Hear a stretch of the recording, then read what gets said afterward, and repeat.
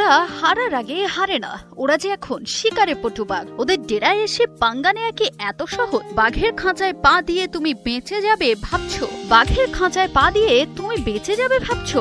ও তো সম্ভব না। পাকিস্তানকে রীতিমতো নাকানি চুবানি খাইয়ে এবার বিশ্ব দরবারে গর্জন টাইগারদের।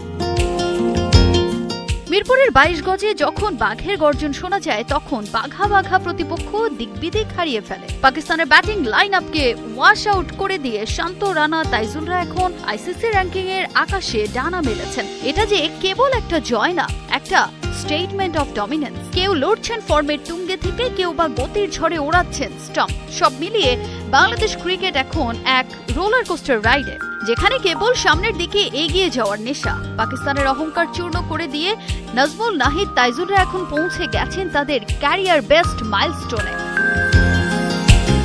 Captain leading from the front.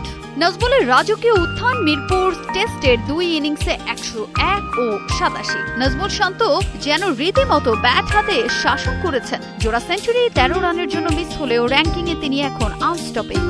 এক লাফে 16 ধাপ পেরিয়ে 23 নম্বরে উঠে এসেছেন তিনি। এটাই যে ক্যাপ্টেন শান্তর ক্যারিয়ারের আলটিমেট হাই।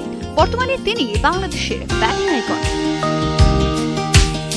এরপর আসে যাক আগুনের গোলা নাহিদ রানার কথায়। স্পিড স্টার শোরগোল ফেলে দিয়েছিলেন দ্বিতীয় ইনিংসে 5 উইকেট নিয়ে। পাকিস্তানের লাইন আপটাকে একেবারে তাসের ঘরের মতো ঘুরিয়ে দিয়েছিলেন। এই তরুণ তুর্কি 5 ধাপ এগিয়ে এখন 64 নম্বরে। টপ 5 বোলারদের তালিকায় না থাকলেও তার গতি আর অ্যাগ্রেশন বুঝিয়ে দিচ্ছে সামনে যে এখনো অনেক বাকি।